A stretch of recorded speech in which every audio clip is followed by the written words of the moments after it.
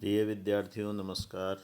आज हम लोग पढ़ेंगे लघु सिद्धांत कौमुदी के अंतर्गत शब्द रूप, जिसमें अकारांत राम शब्द के बारे में जानेंगे। शब्द रूप एवं धातु रूप दोनों संस्कृत साहित्य में महत्वपूर्ण हैं। शब्द रूप संज्ञा एवं कारक इन दो रूपों का चलता है, और धातु रूप जिसे हम क्रिया कहते हैं। तो किसी भी वाक्य के निर्माण के लिए संज्ञा एवं धातु पद की आवश्यकता होती है। संज्ञा और धातु पद मिलकर, संज्ञा पद और धातु पद मिलकर ही वाक्य का निर्माण करते हैं। और हम कोई भी वाक्य जो बोलते हैं उसमें संज्ञा सर्वनाम अथवा के साथ धातु पद का होना अति आवश्यक है। तो हमें धातु शब्द रूप में जो अकारांत शब्द राम शब्द हम लेंगे। राम शब्द जो है अकारांत जितने भी पुल्लिंग शब्द हैं, जैसे बालक, तो ये राम के शब्द की तरह चलेंगे।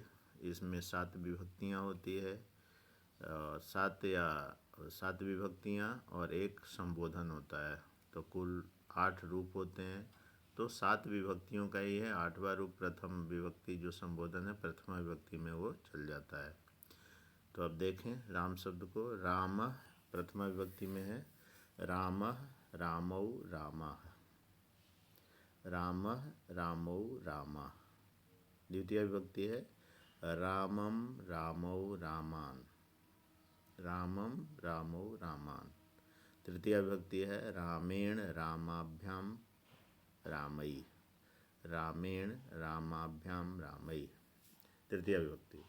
चतुर्थी विभक्ति है रामाय रामाभ्याम रामेभ्यः। चतुर्थी विभक्ति रामाय रामाभ्याम रामेभ्यः। पंचमी विभक्ति है रामात अथवा रामाद हलंत, रामात त हलंत, रामात रामाभ्याम रामेभ्यः। ये पंचमी विभक्ति है। षष्ठी विभक्ति है रामस्य रामयोः रामानाम, रामस्य रामयोः रामानाम, रामस्य रामयोः रामाणाम। फिर है सप्तमी विभक्ति रामे रामयोः रामेषु, शु रामे रामयोः रामेषु, रामस्य रामयोः रामाणाम। षष्ठी विभक्ति है। सप्तमी है रामे रामयोः रामेषु। और संबोधन में हे राम, हे रामौ, हे रामा, हे लग जाएगा। हे रामा का जो है संबोधन में जो प्रथमा व्यक्ति जो विसर्ग सहित है, वो विसर्ग हट जाएगा। केवल हे राम, हे रामौ, द्वितीय तृतीय ज्यों की त्यों रहेगी। हे राम, हे रामौ, हे रामा। संबोधन बोलते हैं हे राम, हिंदी में बोलते हैं हे राम रुको। तो वो किसी को आवाज़ देते हैं तो संबोधन आवाज़ देना, किसी को रोकना, किसी को सूचित करना, ये संबोधन है। प्रथमा व्यक्ति में जैसे रामः गच्छति, राम जाता है, तो क्या बनाएंगे? प्रथमा विभक्ति के एक वचन का शब्द लेंगे। एक राम जाता है मतलब रामः गच्छति। शब्द रूप का कैसे हम प्रयोग करेंगे उसको मैं बतला रहा हूँ। रामः गच्छति। 2 राम जाते हैं तो द्विवचन का प्रयोग कर देंगे। 2 रामौ गच्छतः। 2 नहीं लिखने की ज़रूरत है, यहाँ पर सीधे रामौ से ही 2 राम का बोध हो जाएगा। 2 राम के लिए क्या लिखेंगे? रामौ गच्छतः, रामौ पठतः। 2 राम पढ़ रहे हैं। और रामा पठन्ति, रामा गच्छन्ति। 2 से अधिक राम जा रहे हैं। वहाँ संख्या बताना हो तो संख्या भी बता सकते हैं। 10 राम जा रहे हैं तो 10 रामा गच्छन्ति। तो इस तरह से इसका वाक्य में हम प्रयोग करते हैं। प्रथमा व्यक्ति में जो है वो संज्ञा पद का प्रथमा व्यक्ति में ही प्रयोग होता है। कर्ता, जैसे प्रथमा व्यक्ति क्या है? प्रथमा व्यक्ति के लिए हम कर्ता कारक, द्वितीय विभक्ति कर्म कारक, तृतीय विभक्ति कर्ण कारक के लिए प्रयुक्त होता है। चतुर्थी विभक्ति संप्रदान कारक, पंचमी विभक्ति अपादान कारक, षष्ठी विभक्ति संबंध कारक, लिख देते हैं कारक लेकिन संबंध को कारक नहीं कहते हैं। कारक 6 ही होते हैं। कारक 6 कैसे होते हैं? तो कर्ता, कर्म, करण, संप्रदान, आपादान और सप्तमी विभक्ति का जो है अधिकरण, और षष्ठी विभक्ति को केवल संबंध कहते हैं। संबंध बतलाने के राम का, तो राम के लिए षष्ठी विभक्ति रामस्य, दो राम का, रामयो, दो राम की पुस्तक, तो रामयो पुस्तकम, तो राम की पुस्तकें, दो राम की पुस्तकें, रामयो पुस्तकानी, पुस्तकम पुस्तके पुस्तकानी, ये रूप आगे बताएंगे जब ज्ञानम ज्ञाने ज्ञानानी नपुंसक लिंग में जो चलते हैं। तो इस तरह से एक एक शब्द, एक एक विभक्ति का हमको ध्यान होना चाहिए। शब्द निर्माण और उसके कारक एवं विभक्ति, इसको ये बोलते हैं कारक एवं विभक्ति। शब्द रूप मूलतः क्या है? कारक विभक्ति की पहचान और उसका प्रयोग वाक्य में हम करते हैं। और जब एक शब्द को, रूप को हम याद करेंगे तो उस तरह के चलने वाले शब्द भी उसी तरह, एक राम का याद कर लो और उसके बाद राम के तरह चलने वाले अकारांत पुल्लिंग जितने भी शब्द हैं सब राम की तरह चलेंगे। इसलिए एक शब्द रूप याद करके उसके साथ चलने वाले बालक आदि रूप जो हैं वो सब इसी की तरह चलते हैं जो पुल्लिंग में रूप हैं। तो इसको आप ये कीजिए और इसका वाक्य में निर्माण कीजिए। आपको ये जो मैं टास्क के रूप में भी दे रहा हूँ, प्रथमा व्यक्ति के लिए प्रयोग करते हैं, और एक जो धातु रूप है वो भी साथ में जोड़ लें। जैसे पठती, पठतः, पठन्ति, लट लकार में पट धातु का रूप या गच्छ धातु का रूप, ये दो धातु रूप को प्रयोग करना सीखें। लघु लघु वाक्य बनाएंगे तो हम संस्कृत को आसानी से और सरलता से सीखेंगे। हमारी समस्या क्या है कि हम लोग संस्कृत में जो मूल चीज़ है धातु पाठ एवं शब्द रूप, इसके बारे में हमारा ज्ञान नहीं रहता है या हम प्रयास नहीं करते हैं।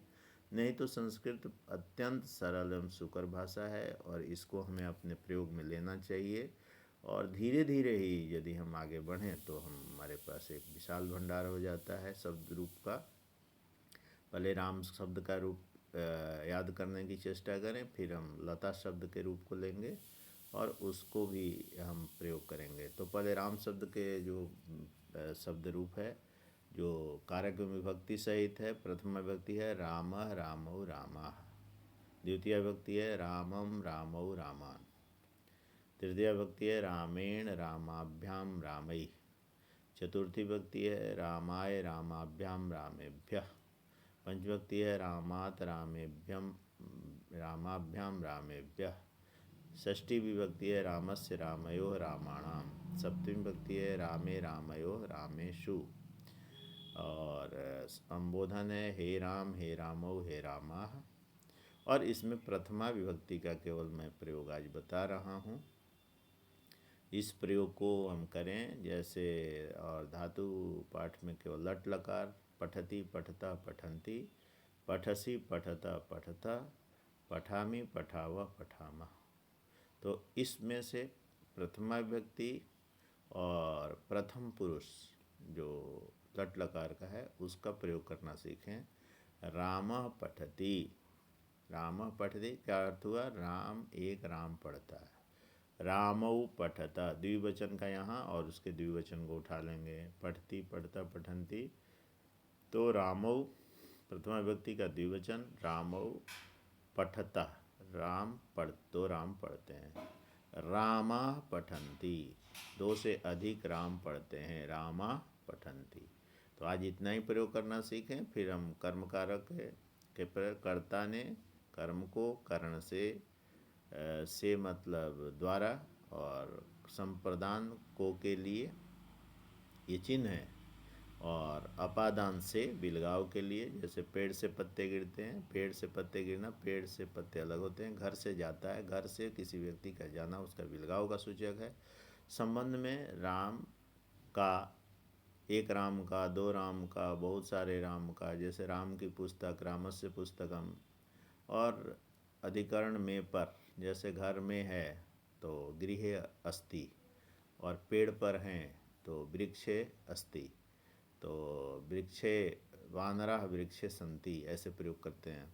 तो इस तरह से हम एक एक शब्द रूप को, इसका प्रयोग भी करना, साथ साथ शब्द रूप को याद करना, स्मरण रखना, प्रयोग करना, यह है व्याकरण की खूबसूरती। और व्याकरणम मुखम स्मृतम, व्याकरण शास्त्र का मुख कहा गया है, और बिना इसके हम कोई काम कर नहीं सकते। बिना मुख के जैसे हम बोल नहीं सकते, उसी तरह से बिना व्याकरण के हम वाक्य निर्माण नहीं कर सकते या कुछ लिख पढ़ नहीं सकते। तो व्याकरण को जानना भी अति आवश्यक है, नहीं तो हम अनर्गल प्रलाप हो जाएगा। कुछ का कुछ, कहीं का ईंट कहीं का रोड़ा हम जोड़ करके काम करेंगे जो उचित नहीं होगा।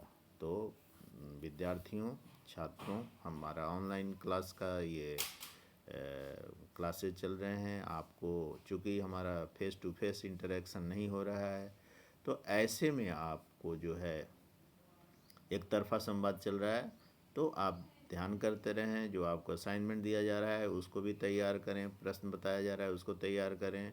कोई समस्या हो तो अब लाइव तो नहीं है, तो इसको धीरे धीरे आप व्हाट्सएप पे हम जब शेयर करेंगे वहाँ पर अपनी समस्या को आप लिखें और हमें बताएं।